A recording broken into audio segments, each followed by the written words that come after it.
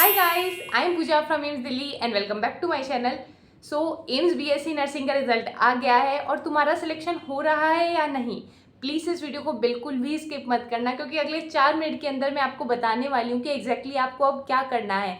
जिनका सिलेक्शन हो रहा है वो काउंसलिंग प्रोसेस में कैसे अप्लाई करेंगे और अपना ड्रीम एम्स कैसे लेंगे, और जिनका नहीं हो रहा है उनके लिए भी बहुत इंपॉर्टेंट बातें मैं बताने वाली हूँ इस वीडियो में, तो एंड तक देखना।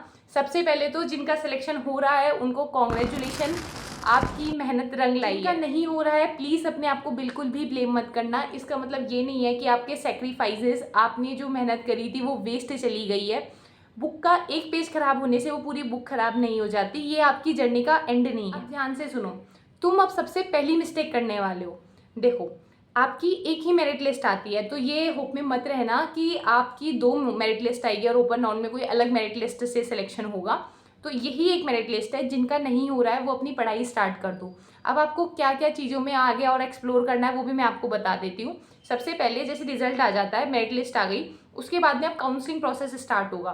तो काउंसलिंग के लिए आप कोई फेक न्यूज़ मत देखना। आई विल रिकमेंड कि आपको जहाँ पे ऑथेंटिक इन्फॉर्मेशन मिले, जो ऑफिशियल इन्फॉर्मेशन मिले, वहीं जाओ। और सारी जगह पे फेक न्यूज़ की वजह से आपका कॉलेज मिलने में दिक्कत हो सकती है आपको, और बेवजह आप टेंशन में चले जाओगे। तो इस चैनल पे आपको सारी इंपॉर्टेंट अपडेट्स मैं टेलीग्राम ग्रुप पे भी आपको बता दूंगी, और इस चैनल पे भी आपको मिलेगी, तो चैनल को सब्सक्राइब कर लेना, ठीक है। अब देखो, आपका जब काउंसलिंग प्रोसेस स्टार्ट होगा तो आपकी चॉइस फिलिंग होती है, और जो चॉइस फिलिंग होती है उसमें 4-5 डेज का आपको टाइम दिया जाता है। ये बात ध्यान रखना, आपको जिस एम्स में जाना हो उसी एम्स को आप है ना जो अपने प्रायोरिटी लिस्ट पे रखना। ऐसा नहीं है कि आपने 19 एम्स है तो पूरी 19 के 19 एम्स को पूरे प्रायोरिटी में डाल दिया, क्योंकि मान के चलो अगर आपके फर्स्ट राउंड में आपको कोई ना कोई कॉलेज मिल जाता है तो फिर आपको उस कॉलेज में एक बार जाना पड़ेगा, एक बार आपको वहाँ जाके अपने डॉक्यूमेंट वेरीफाई कराने पड़ेंगे। फिर अगर मान के चलो आपको वो कॉलेज चाहिए ही नहीं तो आप क्यों वहाँ पे जा रहे हो। इसलिए ध्यान रखना, जो आपकी प्रायोरिटी लिस्ट है उसमें रखना। और प्रायोरिटी लिस्ट मैंने आपको पहले भी बताई थी, मैंने बता दिया था जब कट ऑफ वाली वीडियो बताई थी कि इस वाली कॉलेज का कम कट ऑफ जाएगा, इसका ज़्यादा जाएगा, तो वो वाला वीडियो भी देख लेना, मैं उसका लिंक भी डिस्क्रिप्शन में डाल दूंगी। तो वो वीडियो को देख लेना, उससे प्रायोरिटी डिसाइड करना कि मान के चलो अगर आपको एम्स ऋषिकेश में जाना है तो आप एम्स ऋषिकेश को अपने नंबर के अकॉर्डिंग देखना पहले कि आपको एम्स ऋषिकेश मिल भी सकता है या नहीं। मान के चलो कि आपके मार्क्स थोड़े बॉर्डर लाइन पे या फिर कम आए हैं, ठीक है, और आपने अपनी टॉप प्रायोरिटी पे एम्स ऋषिकेश रख दिया, एम्स जोधपुर रख दिया, या फिर एम्स दिल्ली रख दिया, एम्स पटना रख दिया, तो आपको फर्स्ट राउंड में भी कॉलेज नहीं मिलेगा और सेकंड राउंड में भी नहीं मिलेगा। जैसे आपके मार्क्स पे कोई आपको लोअर वाला एम्स मिल सकता था, लेकिन आपने अपनी प्रायोरिटी अच्छे से नहीं रखी है, इसलिए आपको कोई भी कॉलेज नहीं मिलेगा। इसलिए मैं बोल रही हूँ कि अपनी जो प्रायोरिटी है उसको बहुत सोच समझ के डिसाइड करना। मैं इस चैनल पे आपको डिटेल में बता दूंगी कि आपको प्रायोरिटी कैसे डिसाइड करनी है आगे वीडियो में।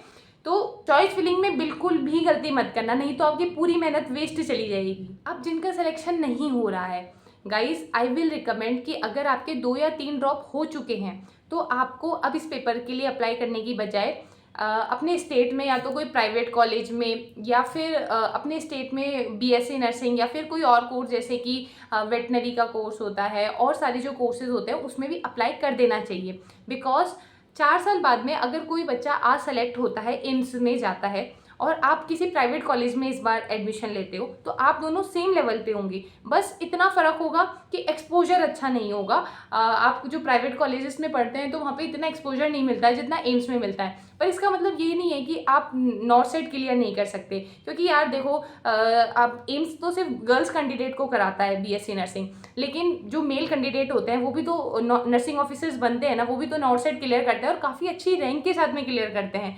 तो इसका मतलब है कि मेन चीज़ पढ़ाई का है। और जिन्होंने पीजीआई चंडीगढ़ का जो फॉर्म है पैरामेडिकल का और बीएससी नर्सिंग का, वो फॉर्म फिल किया है, तो उस पर फोकस करो अगर आपका एम्स में नहीं हो रहा है तो। और बहुत सारे ऐसे बच्चे होंगे जो नीट के थ्रू बीएससी नर्सिंग ले लेंगे, बहुत सारे ऐसे होंगे जो एमएनएस के थ्रू लेंगे। तो ये सारे ऑप्शंस बहुत अच्छे ऑप्शंस है, आपको जो भी ऑप्शन मिल रहा है आप वहाँ पे जाओ, बहुत अच्छे ऑप्शंस है। एम्स बहुत अच्छा है, लेकिन ये सारे ऑप्शंस भी बहुत अच्छे अच्छे हैं, ठीक है।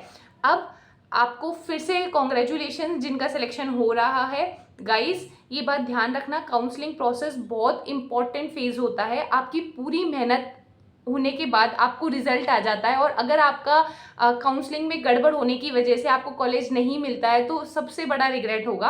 तो ध्यान से काउंसलिंग कराना। मैं इस चैनल पे पूरा इंपॉर्टेंट अपडेट्स आपको बताती रहूँगी, तो चैनल को सब्सक्राइब कर देना। और अगर कोई भी डाउट हो आपको तो मुझसे टेलीग्राम ग्रुप पे भी पूछ सकते हो, और मैं यहाँ पे इंस्टा आईडी का नाम डाल दूँगी, तो आप यहाँ पे आके मुझसे इंस्टा पे पर्सनली मैसेज कर सकते हो, मैं वहाँ पे रिप्लाई दे दूँगी। Okay, and all the best. और बिल्कुल भी टेंशन मत करो। आई विल विश कि जिन बच्चों का इस साल सिलेक्शन नहीं हुआ है, आपकी लाइफ में आप बहुत अच्छा करो। Bye bye.